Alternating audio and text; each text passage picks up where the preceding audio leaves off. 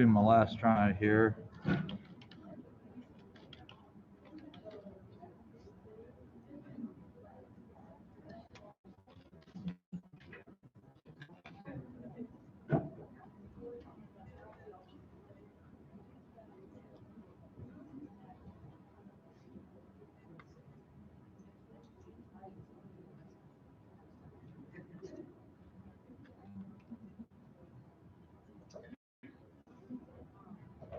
Okay, so the computer will not let me verify. No, it won't. I don't understand. I'm typing a different result that applies to everybody but birders. Well, birders, we go to the same place and we find different things. Yeah, so, yeah, let me see if I can fix this here. I, what's that?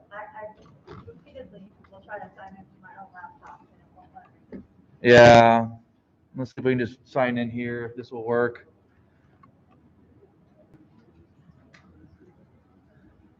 Okay, so come on now.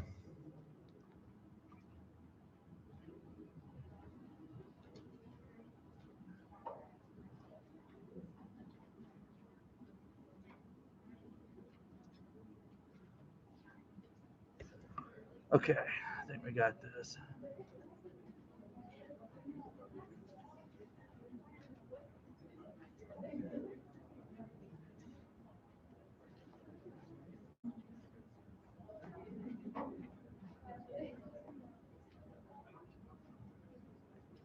Are you serious? It won't.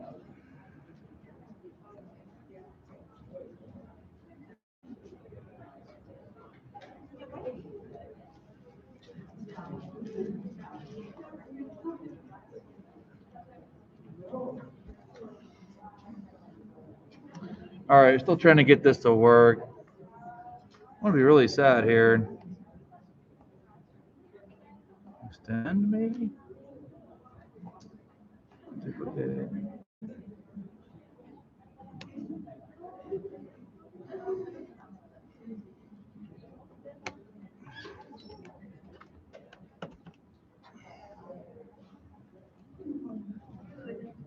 Yes, no? Aha! All right.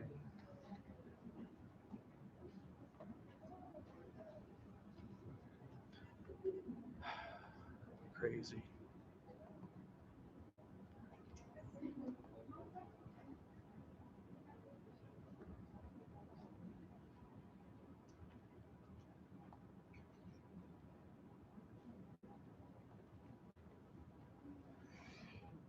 Okay.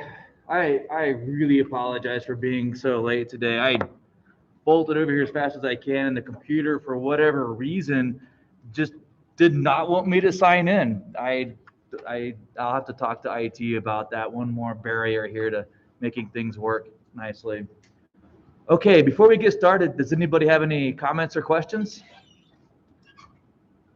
Okay, so I think we ended up. We talked about another ways to think about life that were slightly different than our textbook, right?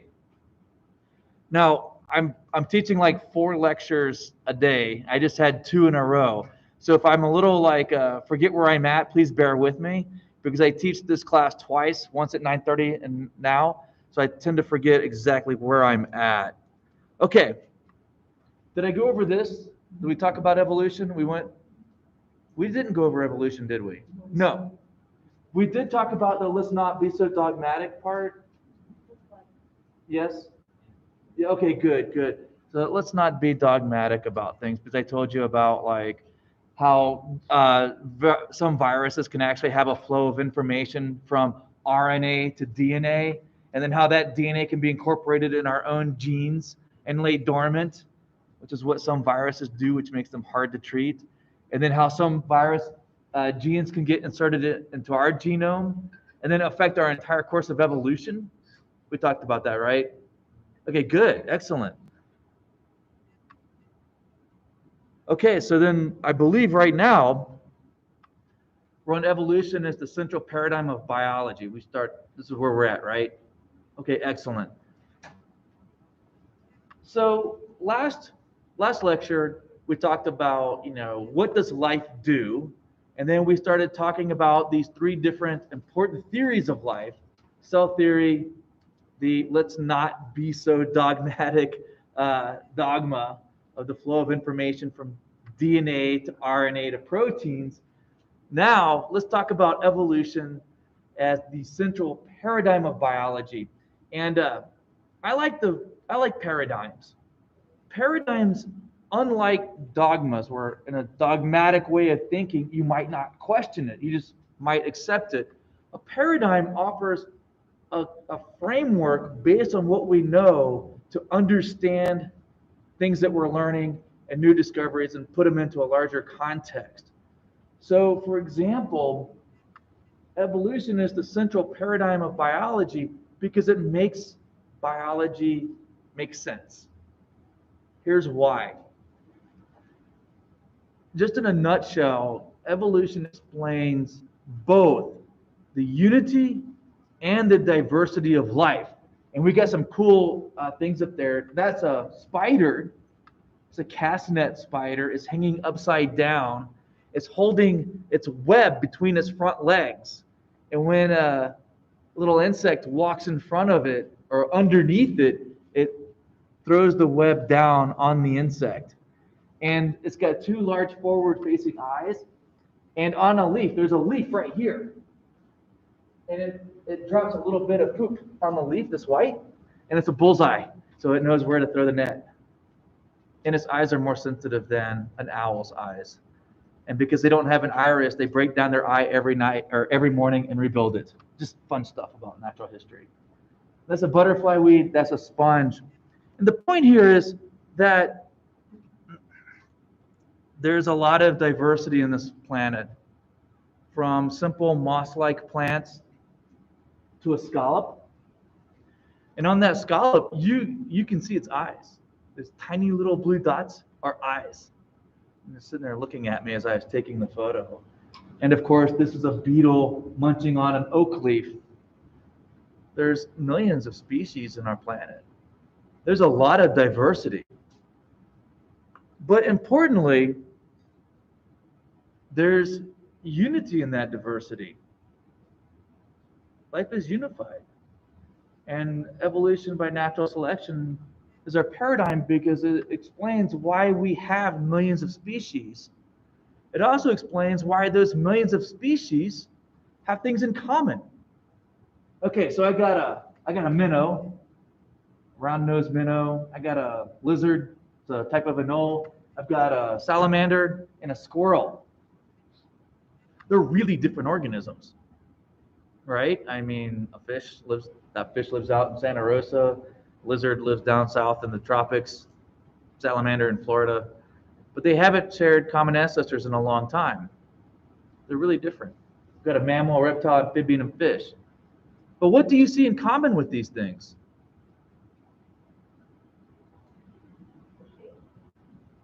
Yeah. The color. Well, yeah, I had never thought about that. Yeah. What else do they have in common? I mean, yeah, their shape, right? First of all, they have a dorsal nerve cord surrounded by vertebrae. They have paired appendages. It's hard to see it on this fish, but these are its pectoral fins. What fins might these be? Help me out here. Pelvic fins, right? It's got paired appendages. Do these guys all have paired appendages? Yeah, my paired appendages and your paired appendages are just modified fish fins. It's been about 375 million years worth of modification, but this is a modified fish fin. So that salamander, that lizard, and that squirrel, it's got 4 limbs. Are there bones in those limbs? Yeah. I find this humorous. Can't help myself. Humorous. What, radius ulna? There's 2 of them. Got some carpal, some metacarpal, some phalanges. 1 bone, 2 bone, lots of bones. Where else might we see that? 1 bone, 2 bone, lots of bones. One bone, two bones, one bone, two bones, lots of bones. One bone, two bones, lots of bones. One bone, two bones, lots of bones. Wow, there's some unity here, isn't it? They have a mouth with jaws. They have teeth that grow from a mineral called hydroxyapatite. Right? So there's all of these similarities that we would consider to be very different animals. There's similarities these things share in common. Oh, I keep pushing the wrong button. These are homologies. They're structures that are modified into different things, from a human arm, a cat paw, a bird wing, a whale fin. Well, very different. That's diversity. Fins and wings and paws and arms. But there's unity here. One bone, two bone, lots of bones. And in fact, you can see on the whale, there's the humerus. There's the carpals, metacarpals, phalanges. Pretty cool, huh? And the reason why, anybody want to tell me? We share common ancestry.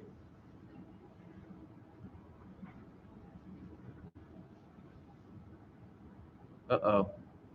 The book doesn't say this, doesn't it? You notice I call it fact and theory, right? Yeah, see, as we're learning about science today, it's good to get some terms down, like paradigms and dogmas and facts and theories. A fact is something that actually exists, something that happens, something that we can verify through an observation or an experiment. The fact is the sun rises in the east, it's going to set in the west. My water bottle sitting on the table, we're in class together, the light is on. We don't have to get too philosophical about what a fact is. Something that we can observe, measure, show that it actually happens. Theories explain how things happen. So let's take a look. Because most of us have always heard that evolution is a theory, and here I am calling it a fact. Much to, I'm certain somebody's chagrin here. But we can define evolution as a species changing over time. And we can specifically define evolution as a change in allele frequencies in a population from one generation to the next. I know that was a lot of words. But we all have genes. We have genes for something like blood type. And I mentioned blood type, and some of you are going, oh, I'm O, I'm A, I'm AB. So you have a gene for blood type, A, B, and O, but or blood type, and then there's the variations. You're A, you're B, you're O, or you're AB. Those variations of a gene are called an allele. So you have an A allele, a B allele, and an O allele. Those are the three alleles in humans. It's a little bit more complicated than that. So if you have a population where everybody's 50% A, 50% B, you come back 10 generations later, and this 90% A, 10% B, and O is gone, you changed the allele frequencies. That population evolved in a small way, not a big way, but in a small way. And because we can observe it and measure it, it's a fact. And in fact, when it comes to seeing species change over time, we have verified that in labs, both based on observations and experiments. They've done like these really cool experiments with bacteria where they give them different types of sugar and see how they evolve over time to utilize these sugars or these different food types. It's pretty cool. In nature, we've observed life evolving just through observational studies. We've seen them change, and we've seen them change by doing experiments. So in that case, evolution is a fact. Are we good? Yeah. I mean, people might want to debate that, but I mean, it comes right down to it. If you define a fact as something that actually happens, something you can measure and test for, We can measure and test for species changing over time. We see it all the time. However, most of us, when we think about evolution, we tend to think of theory, right? So a theory is a broad, powerful explanation for a phenomenon. Theories explain how things work. So if I'm saying, hey, species change over time, I'm just stating a fact. I'm not telling you how or why they're changing over time. I haven't explained that. I'm just saying they did. So if I talk about evolutionary theory, now I'm explaining why species change over time. We good with this? Make sense? Yeah. Anybody lost? All right. So let's talk about natural selection really quick. Natural selection, if you talk about evolutionary theory, this is the main way that species change over time. This is the main driving force of evolution. So natural selection explains evolution. That's why it's a theory. It's been well supported for, well, 1859 when Darwin published The Origin of Species. Natural selection, in a broad sense, fairly straightforward. It states that there are just more individuals born each generation than can survive. So this is a massive of tadpole eggs from the San Mateo Mountains just south of here. Took them in the spring a few years ago. Do you think all of these little frogs will survive to adulthood? No.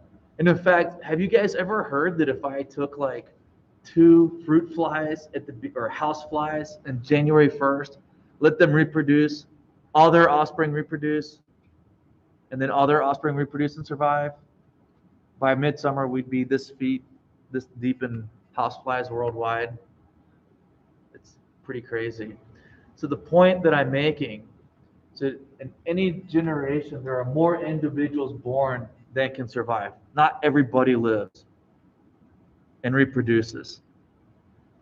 However, within a population, there's variation among the individuals. And that variation is heritable. It means you can pass it down to your offspring.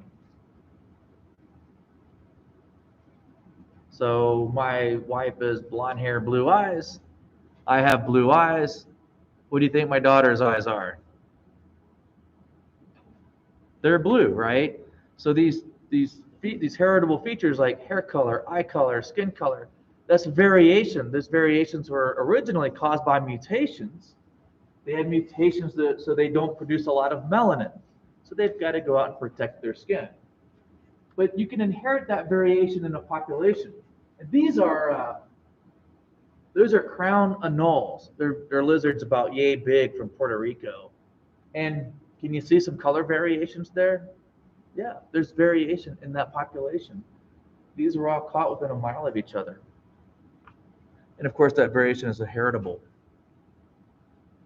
So I've got more individuals born than can survive. There's heritable variation among those individuals. And survival and reproduction over the average is not random. I mean, sometimes it's random, but typically not. I love this example with the ravens eating the beetles. You've got green and orange beetles, and the ravens love the green beetles. So they eat all the green beetles, causing the population to evolve to be all orange. That would be microevolution, evolution on a small scale, because now this population has changed its alleles, no longer has a variance in the genes to make them green. So that population evolved. That's natural selection in a nutshell. Any questions? So natural selection is a theory that explains why species change over time. So if you're an individual and you're the best fit to the environment, you are more likely to survive, reproduce, and pass on your genes to the next generation. And that reproducing is incredibly important, because if you fail to reproduce, then you don't pass on whatever genes you have for good or bad. And this is what Katie did. It's a relative of grasshoppers and crickets. when I took this picture, I was like, man, something got a hold of that poor guy, right? Nailed his wings. And then I saw a couple more. And I was like, oh, man. Not only has this katydid evolved to look like a leaf, it looks like a dead leaf with veins and looking splotty like it's rotting. And like the rear end is all chewed up. It evolved to look like that. So survival of the fittest, not about being strong. That's not about being strong. It's about being fit. Avoid being eaten by a bird. Good? All right. Oh, gosh.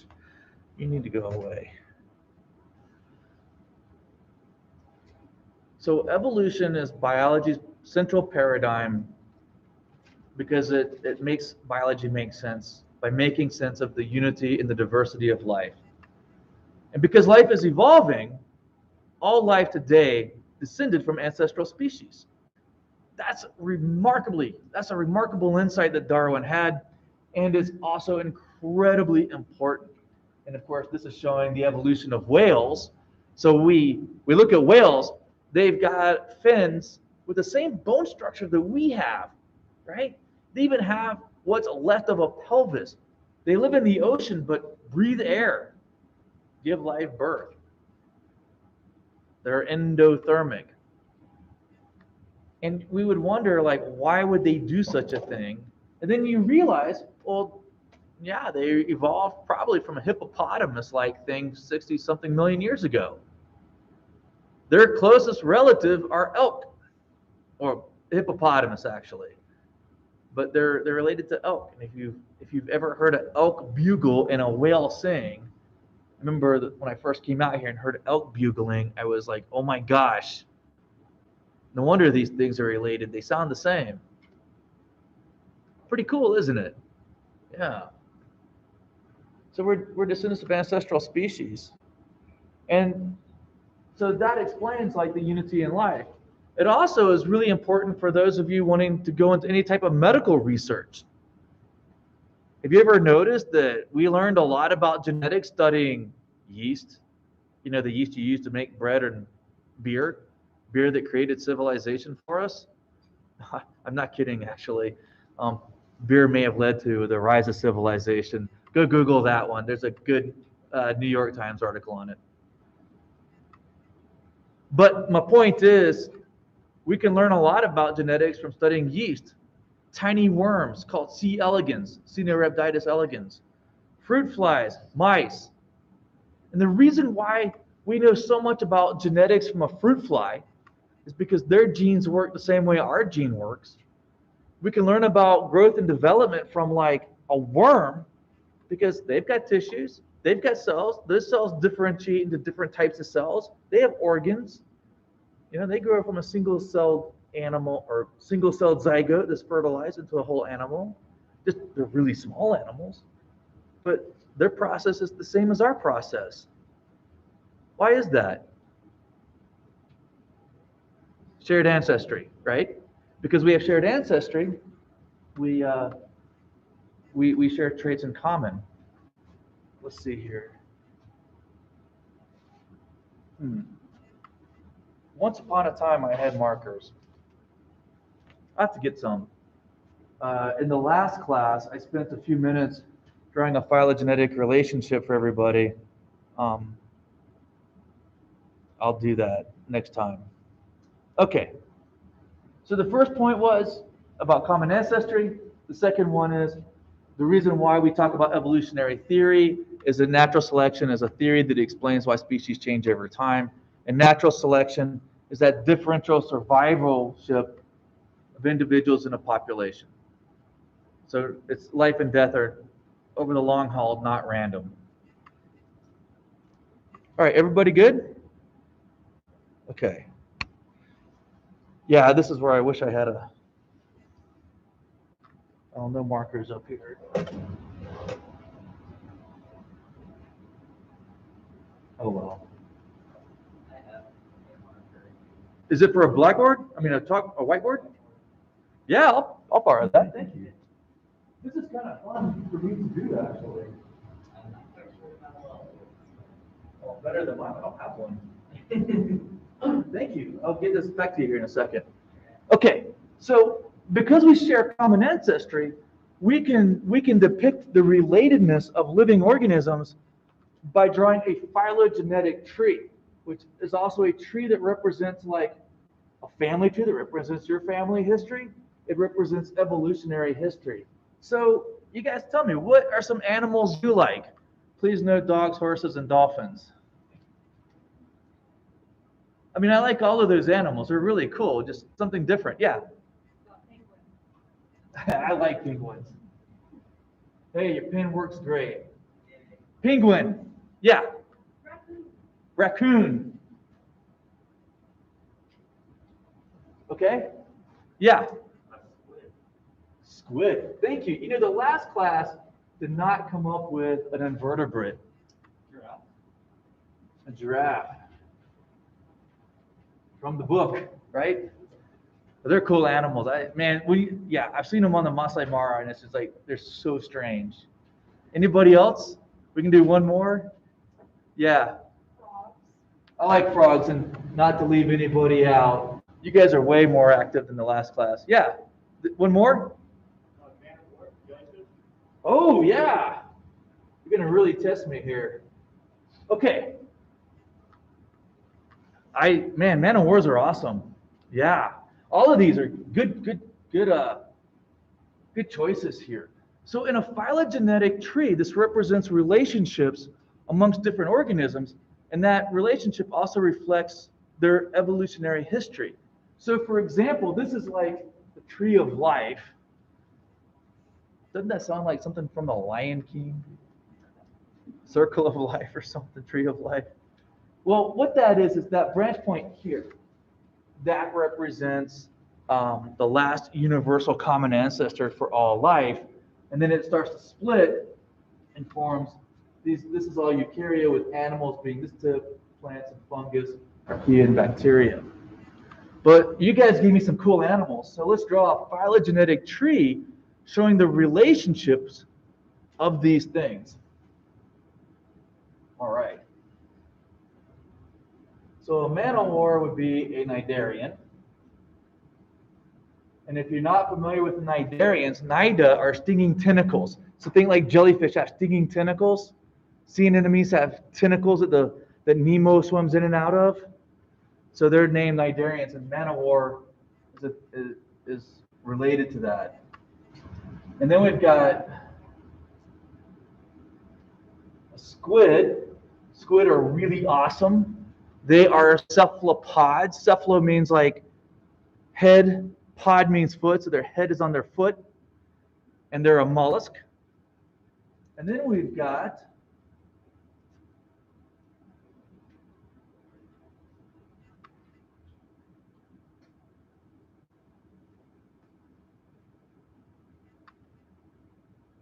I need to go the other way with it.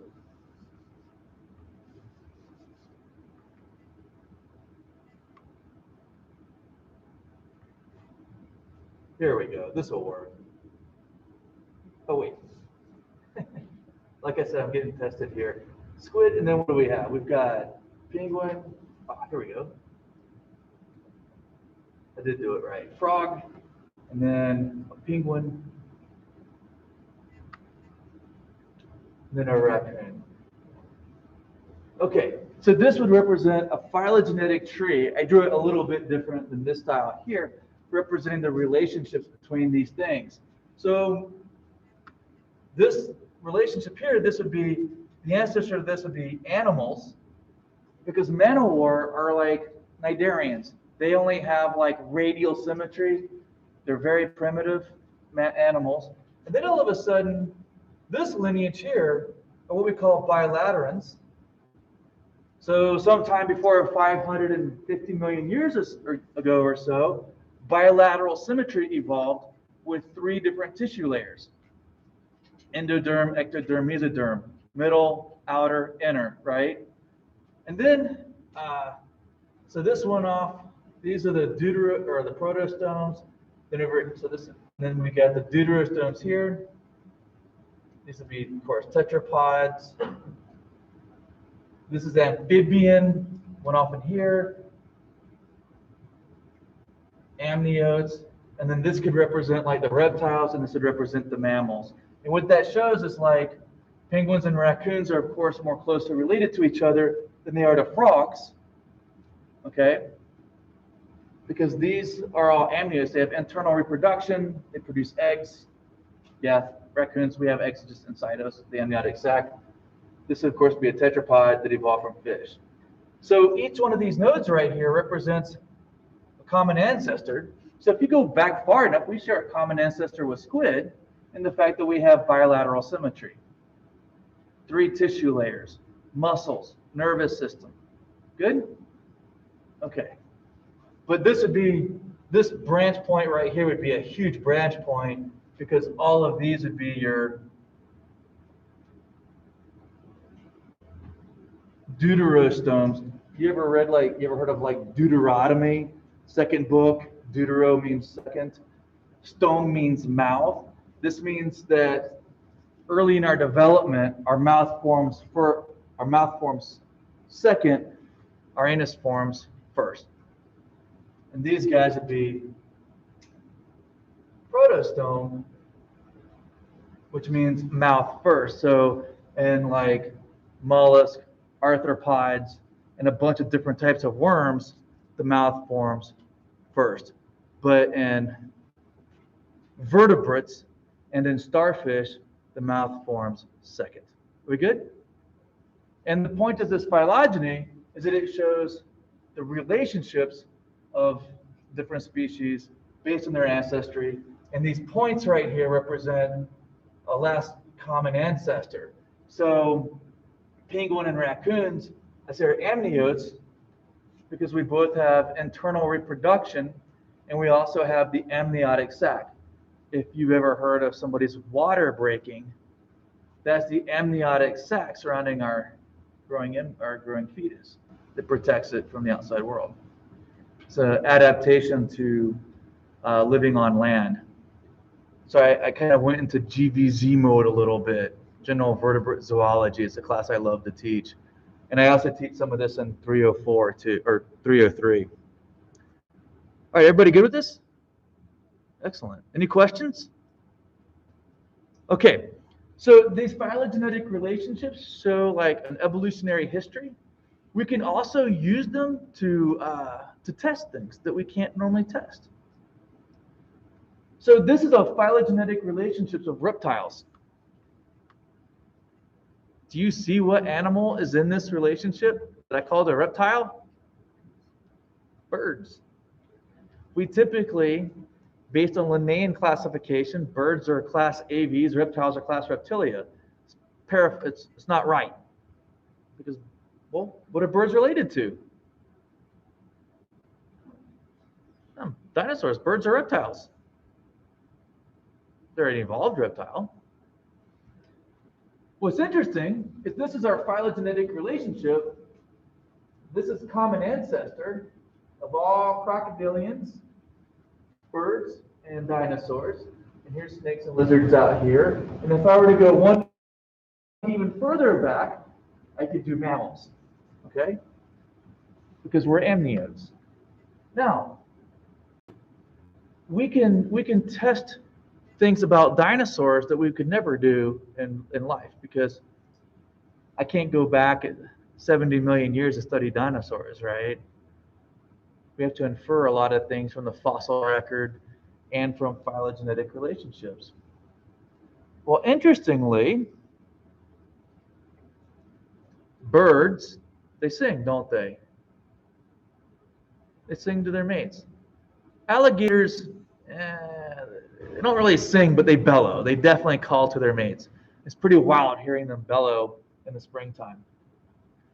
Birds and alligators also make nests to lay their eggs, and they have extended parental care. The moms take care of the babies. And birds, so do the dads sometimes too. Well, birds are more closely related to crocodiles, and crocodiles, of course, are more closely related to birds than they are to lizards. And dinosaurs, of course, are related to both of them. So the point that I'm making here is, if these guys are both making nests and watching over their young, what do you think dinosaurs are doing? Probably doing the same thing, right? So we can infer that dinosaurs likely made nests and had extended parental care. Okay, here's a sad story of a misnamed animal. This dinosaur is called Oviraptor. Ovi means egg, raptor means like eater, right? Egg eater. Because when they found the fossil, she was bent over the nest like this. And the paleontologist that found her thought that she was raiding the nest. So when the volcano or landslide or whatever happened that instantly buried her, they accused her of eating the eggs. And in reality, that was the mom protecting her babies. And we called her egg eater. We should sign a petition to have the name changed, right? There's a dinosaur nest. We have now found multiple dinosaur nests with eggs with parents. Pretty cool, huh? Okay. Any questions about evolution and phylogenies? Yeah. Well, that's not the question, but I heard the other day that they're talking about why some things taste like chicken, and it's because they're all evolved with dinosaurs.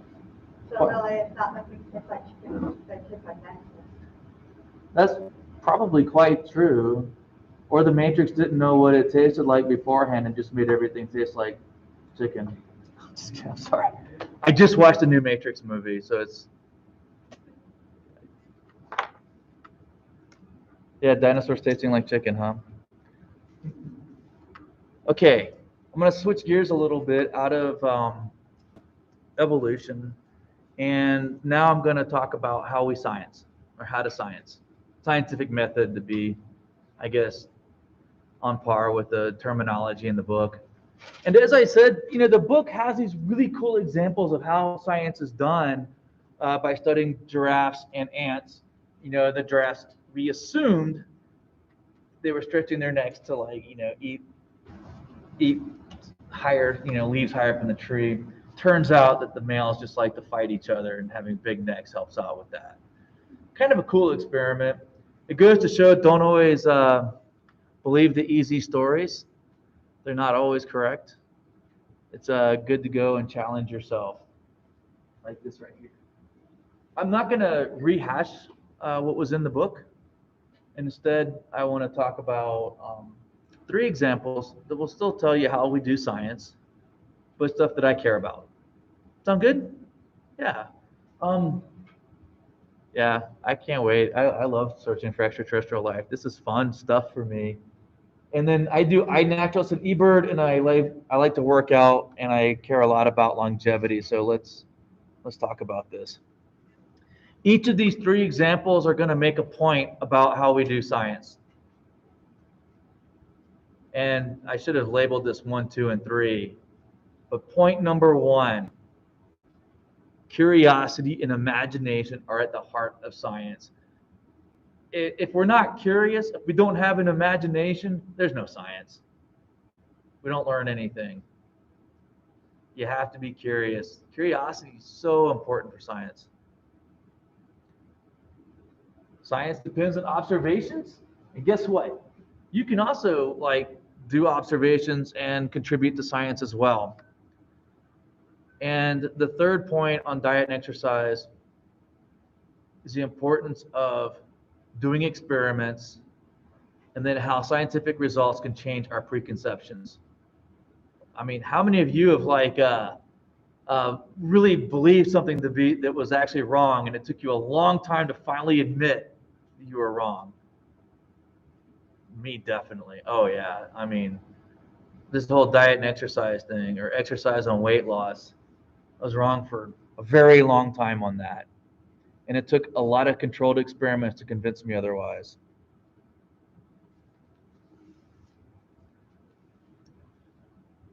Let's talk about the search for life outside of our planet. I mean, this is also important for cell and molecular biology because, as we search for life, we're probably looking for the conditions that led to life and what that life will look like at the cellular and molecular level.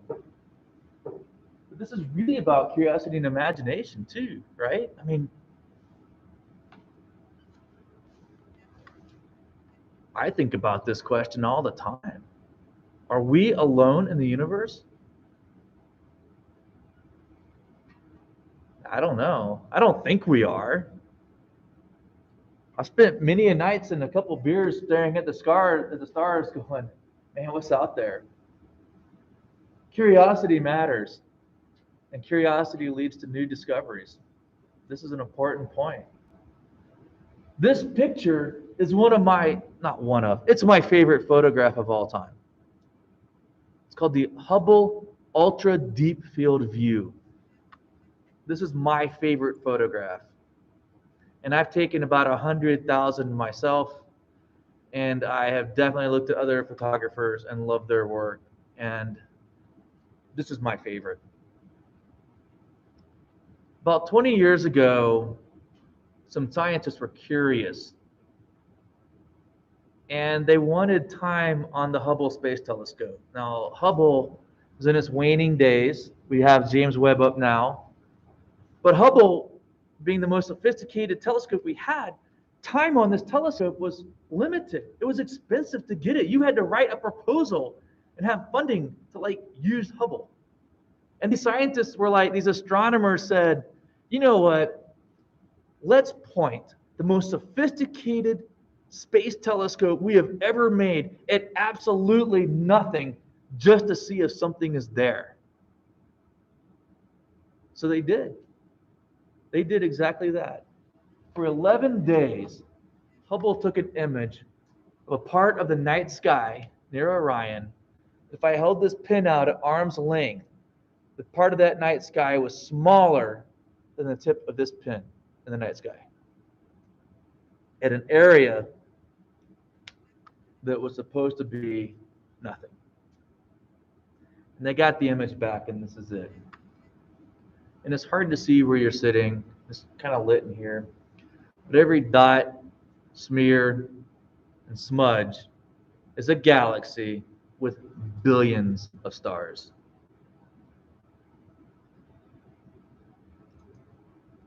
Wow. Mind-blowing. In an area of the night sky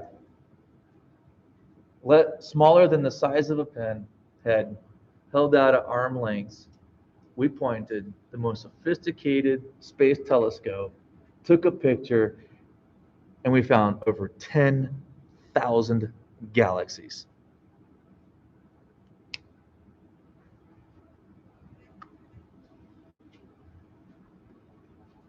That's over 100,000 light years across. Has hundreds of billions of stars right there. Stars like our own. And we're discovering that most star systems have planets. How does that make you feel on a Thursday afternoon, right before lunch?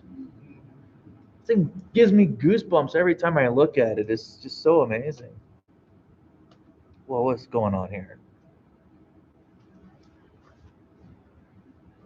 So my point here is that the search for life in the universe, we of course can't look in those other galaxies, but we can start right here. Begins with a curious mind, and we start making observations and asking questions, and we often find new things. Importantly, a major step that separates just being curious about the world is we take our questions and we formulate them into hypotheses.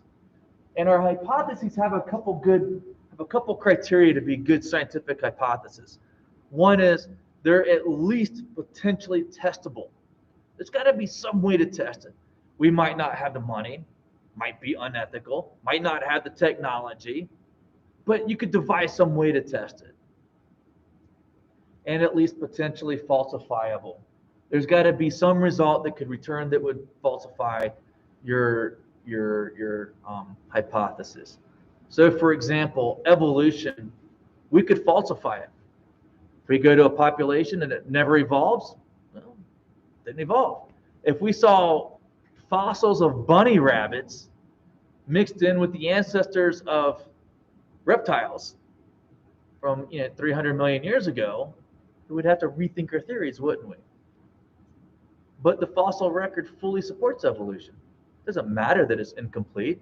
We always see a progression of more ancient animals the further back in time we go, more modern ones as we get closer in time. And we don't see fossils of bunny rabbits next to velociraptors because they hadn't evolved yet. So we could even potentially disprove evolution. We just haven't. The other thing about a good hypothesis is based on previous knowledge. And in this class, please don't ever tell me a hypothesis is an educated guess. I have no idea what an educated guess is. I'm not guessing. I'm making a prediction. I'm predicting an outcome. I'm correlating variables based on previous knowledge. I'm not guessing. It's not a guess. It's a prediction. I guess that is a guess, but I still hate the term educated guess because it really doesn't get at the heart of what a hypothesis is doing. We're making a prediction that we can go out and test for. So in the search for life, if we're going to start searching for life, we're going to start looking in places that we know that there's life that exists. So where do we find life in our solar system? One place, right? Where? It's obvious. Here. We're water-based. Life here is water-based, right? All the chemical reactions of life take place in water. So we have we have liquid on our surface of our planet. We're in the Goldilocks zone. Not too hot, not too cold, just right. If we were closer to the sun like Venus, oh man, Venus, good grief. 800 degree Fahrenheit at the surface. You can melt lead. That's even too hot to cook a pizza. And it rains sulfuric acid. Venus is almost identical to the Earth in size, yet it's a hellhole. Mars is too small. It's on the edge, the other edge of the habitable zone. It's cold and dry. People are looking for life on Mars. At one time, it was probably warmer and more habitable, but it's really too cold now. So, because we've got life on Earth, that's where we started looking. Then we sent out these probes to the outer planets, like Jupiter and Saturn. And they returned things like, here's Titan, the moon of Saturn. It's got liquid on its surface. It rains. It's got lakes and rivers. Made of methane. We also discovered that underneath the frozen surface of Titan is a liquid ocean of salt water, we think. Here's Europa, liquid ocean of salt water. Here's Enceladus. This whole thing is frozen. Liquid underneath it. We've seen it. We've seen water coming out of these things. Could we find life there? Liquid water? Maybe. Worth taking a look. So by making additional observations, there might be other places in the solar system and in the universe where life might be living and evolve. That's not in the habitable zone based on surface water and a distance from a star. Isn't that cool? Curiosity, imagination, and then using previous knowledge and then making observations can change our previous knowledge. And the reason why this is important is because we can test our theories of life. I'm sure those lives are evolving. Are they based on cells? Do they have nucleic acids to store genetic information? Does it use, like DNA, RNA? Are they making proteins out of amino acids? I would imagine so. We've had meteors land on the Earth from outer space, and these meteors had like 90 different amino acids. And we know they were formed in space and not by some bacteria that grew on them. Cool, huh? So there's a lot we could test. And this is the main point. I've hit this pretty hard. Observations are important. And forming good hypotheses are important. Anybody in here interested in birds or natural history, like naming things? Yeah, definitely. I love birds. These are websites and apps you can download to your phone. I have both of those on my phone. iNaturalist and eBird. iNaturalist, you can basically photograph like anything: birds, trees, flowers, butterflies, insects, stuff you don't know what they are, fungus, and it will help you identify it, and then people will come on and help you identify it. eBird, we can upload photos, videos, and sound recordings, and we also record all the birds we see and how many. And that is just collecting lots and lots of data. So it shows that the power of observations are important. And then we can have all these observations and then use that data to go ask questions about the data, what's happening. And it also shows that you can participate in science as well. So here's two of them. We can all go and do science. Observations in science are very important, and we can test our hypotheses by making observations, like with eBird and iNaturalist. Um, the benefit of observations is you can take observations and not do an experiment when you might not be able to do an experiment. It might be unethical. We got half the class over here, half the class over here. Well, I wonder how diet, exercise, and a healthy lifestyle affect longevity, and how eating poorly affects longevity. So this would be an unethical experiment. You guys, I'm just gonna give you some Netflix, whatever streaming thing you want, whatever video games you want. I'm gonna bring pizza and beer to your house every day, and cigarettes and whatever you want. You can just have anything. No fruits, vegetables, or anything. Though. Don't exercise. You guys are gonna all be on a plant-based diet, right? And you're gonna exercise. You're gonna get you 10,000 steps in a day, broken up throughout the day. Not gonna sit down for much more than an hour at a time. Eat a beautiful plant-based diet. Is that an ethical experiment? No, because I'm causing harm to you guys, right? So we have to do observations.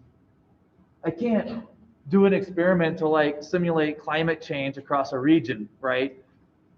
We have to make observations of how like climate change might be affecting the range of species. And this would be a map of where we find road runners. There's of course limitations to observations. Um, One of those limitations is that you don't always get a correlation. I mean, correlation does not always equal causation.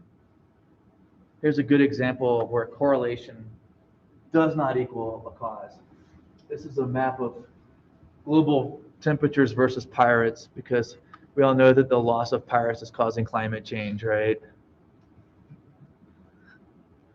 As the number of pirates have gone down, it's inversely related to global temperatures. So as we're losing pirates, temperature goes up. That's a correlation. Is a loss of pirates in any way related to climate change? Not at all. However, a lot of first-year science students will go around quoting, correlation does not ever equal causation. You can never infer that. And that also is not entirely true either. Science is complicated and messy sometimes. And every now and then, correlation can equal causation. So for example, this small bird here is a bird, and you can see its range throughout the Southwest. And the Wolf Lab, Blair Wolf's lab, was going out and collecting these desert birds, and they were testing their thermal tolerances, meaning they were seeing how hot that bird can survive. So if we start to see a region become hotter and drier, and we see their populations declining, and we know the temperatures are getting above like 115, and they can survive 115, but they can't survive 118, and we get a heat wave at 118, and we no longer find them there, well, what do we think's happening? Climate change is causing their populations to change, isn't it? So in that case, because we know an underlying mechanism of why they wouldn't be there, in that case, the correlation would equal causation, most likely. Good? Okay, I didn't mean to scramble everybody's thought on correlation and causation there, but it's important. With eBird, we're making like millions of observations. And this little bird's a Sprague's pipit. They're a little sparrow-like thing. They're not a sparrow, but they're sparrow-like. And you can see where they're found in the summer, where they migrate, and where they overwinter. And just by making observations, we get all this nice fine-scale data on them. And now people can go ask questions. How are they responding to climate change? How do wet and dry years affect them? How does urbanization affect them? How does changes in our farming practices affect them? Good? Are they migrating earlier or later because of climate change? So, like I said, collecting data, very important, even if you don't always have a question. And that's our Roadrunner. So the point here is that observations are very important for collecting data and testing our hypotheses. And there are benefits to those observational experiments, and of course there's drawbacks. I want to skip it really quick. Making observations matter. You too can participate. Any questions?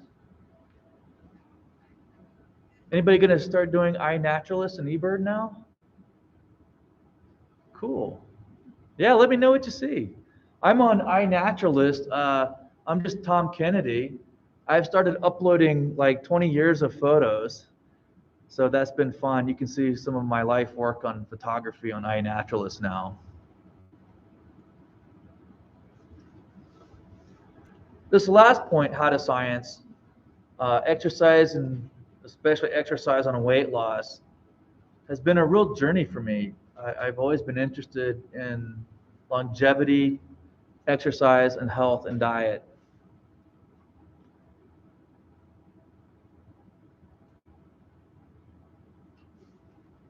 And in this example, I'm going to talk about the importance of experiments in science and how results can change our preconceptions. I've got more time than I did in the last class. In the last class, I just told the story, my personal journey of learning about the role of exercise on weight loss. Would you like me to do that now, or do you want me to go through the PowerPoints? Storytelling is always more fun than rolling through PowerPoints. I'm going to tell the exact same thing that's in the PowerPoints, but I'm just going to just not scroll through them. Is that okay? Because there's nothing I'm going to tell you that's not written down. I started working out in 1989, and I enjoyed it a lot. I wanted to get bigger like every other 15-year-old kid. But I ended up really liking exercise and working out, and then became interested in how it works. And then by the mid-90s, I was a fitness instructor at Florida State at our gym. And I've got to go check out Johnson Center now. I'm finally back. I can go check it out. Our gym, when we were at Florida State, it was the second largest gym in the country. Yeah, we had 3 basketball courts upstairs. Yeah, and an indoor track that was on the 3rd floor. Yeah, that's how big it was. At any rate, when I was a fitness instructor there, if somebody came in and they wanted to lose weight,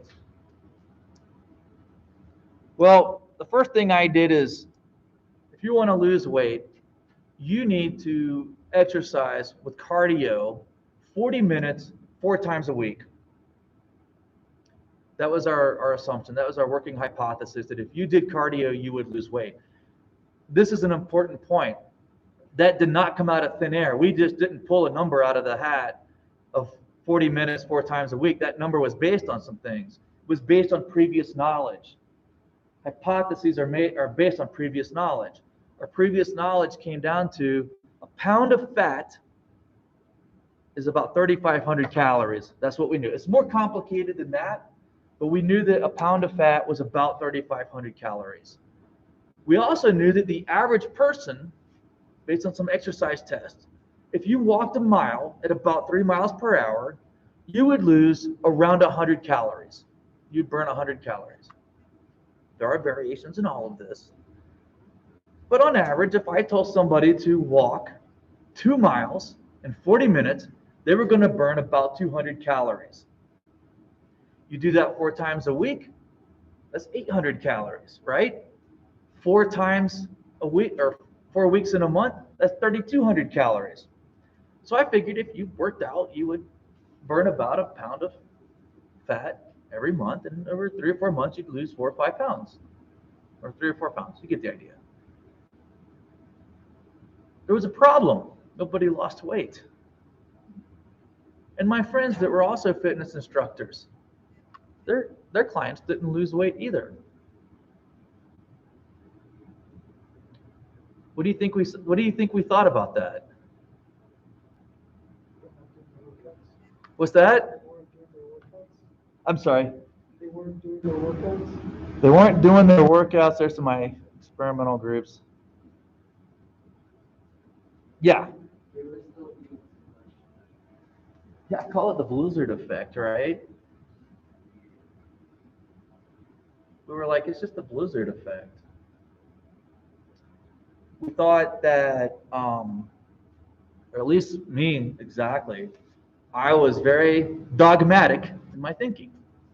You want to lose a pound of fat, you've got to burn about 3,500 calories. You've got to burn more calories than what you're taking in.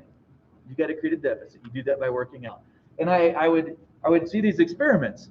In these experiments, they would have a control group and an experimental group. The experimental group, they would have do cardio.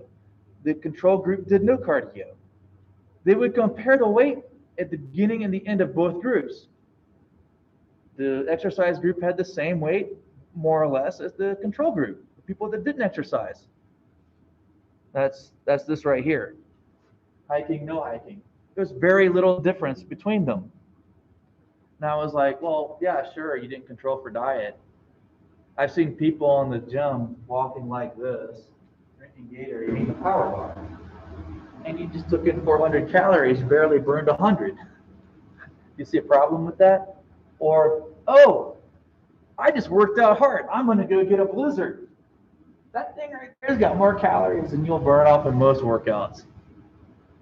So I called it the blizzard effect. Let's go compensate our calories with a highly dense caloric treat, a donut, or a blizzard, or a Mountain Dew, or something, or a beer, I don't know which. Well, the people studying this aren't dumb either. They're pretty smart.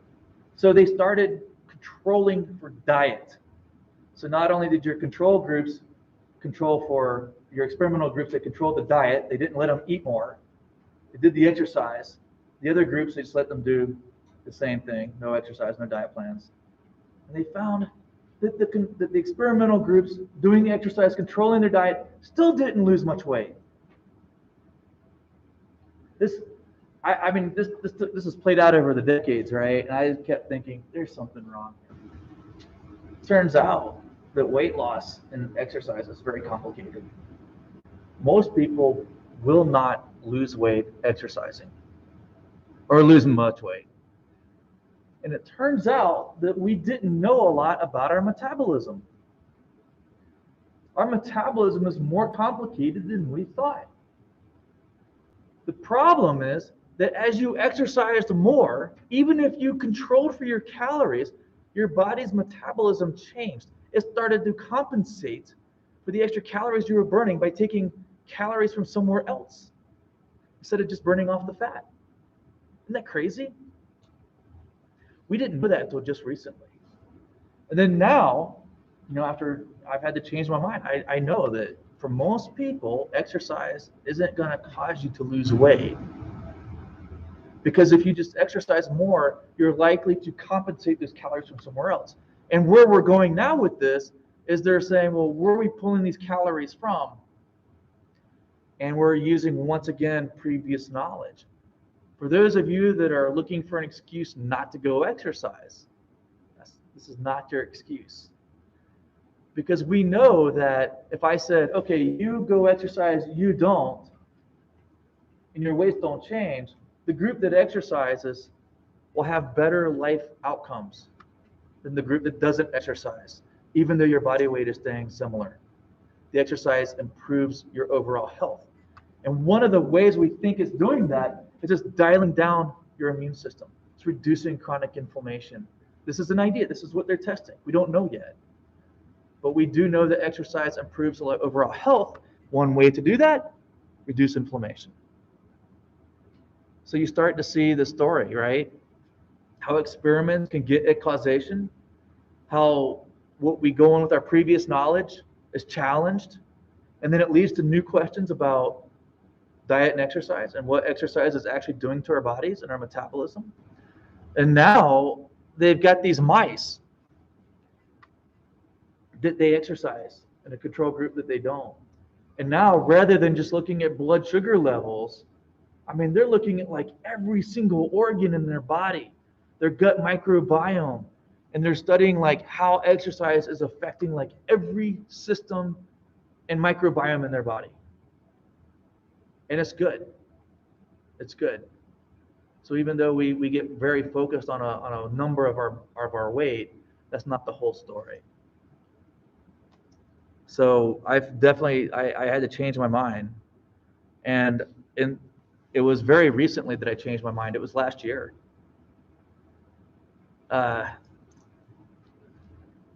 The question I always had, can you exercise off body weight? And the answer is, can you? Yes, you can. I lost 15 pounds doing exercise. Wait, didn't I just tell you most people won't lose weight exercising? Did I just say that? And explained why? Yeah. I use all trails. You can't really see it. This is 120 miles. This is 90 miles or 80 miles, I'm sorry. For a period of 4 or 5 months, I was hiking on average 100 miles a month. I would wake up every day, the crack of dawn, or even before it got daylight, and I was on the trail hiking 5 miles when I came into work. And I lost 15 pounds. And ironically, in the first month, I lost 1. In the second month, when I hiked almost 150, I only lost 2 or 3, and it was here that I lost most of my weight. So there's even something going on with high levels of exercise that it took my body, like it's going through the physiological changes, becoming much more efficient, and here it's getting efficient, burning off the extra calories. So there's even that we don't know about. Like you won't immediately start losing weight. There's a lag time. If you want to lose weight, you got to restrict your calories from the kitchen. And that's hard. I'm not a dietitian, so I'm not going to say how to do that. What do you guys think about that story? Yeah. So if there's a theory that we can pull calories from someplace in our body, do you think it's possible that like bulking in exercise, like the opposite of losing weight, trying to lose up, would be possible without more calorie intake? Yeah, I mean, I'm wearing the same jeans, not the exact pair, but the same size I've worn since I was 22. And I've worked out, since 1989, and there was, no matter how much protein shakes, I mean, my friends call me P-Shake to this day, right? I mean, my friend walks in and goes, "Hey, P-Shake," that's Steve Poe, you might know him from here. He still calls me P-Shake because when I moved here, I was competing, and I would go outside the lab and put a 5-pound thing of protein shake out there. Man, I was doing protein shakes 4 times a day. I still only got up to 185 pounds. So yeah, there's like going the other way is hard too. The difference is we accumulate that 1 or 2 pounds a year. You get 10 pounds, or 10 years, you've gained 10, 15 pounds. So it can sneak up on you. But yeah, your body tries to maintain itself. But if you start eating crappy and don't exercise, you'll gain weight over time. One more thing that's interesting. Have you heard your metabolism is higher when you're in your 20s than in your 40s and 50s? Not so much. It's about the same from adolescence all the way up until about your 60s. It's just that our lifestyle and gets away from us. All right. Any other questions? Okay. experiments, get to causation. And I'll see you next week. We'll start chapter 2.